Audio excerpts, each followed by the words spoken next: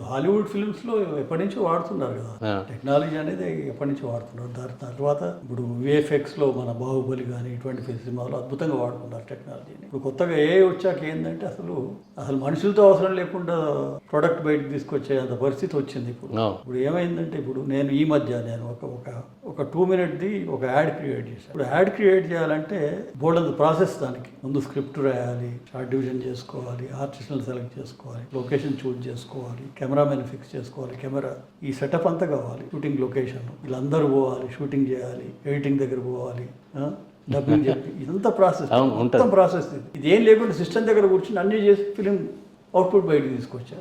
It took only 1.5 day for me.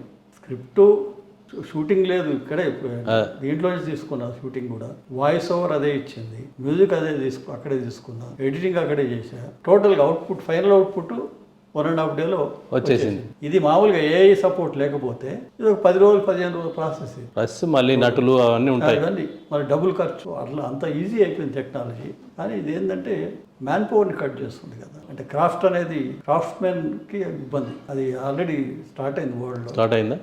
IT ఫీల్డ్లో start అయింది. Cinema ఫీల్డ్లో కూడా అట్లాంటిదే. అంటే ఇప్పుడు మనుషులు తగ్గిపోతారు, ఇంకా మిషన్ చేస్తుంది. మనిషి చేయాల్సిన పని మిషన్ చేస్తుంది. సో మనుషుల అవసరం అనేది తగ్గిపోతుంది.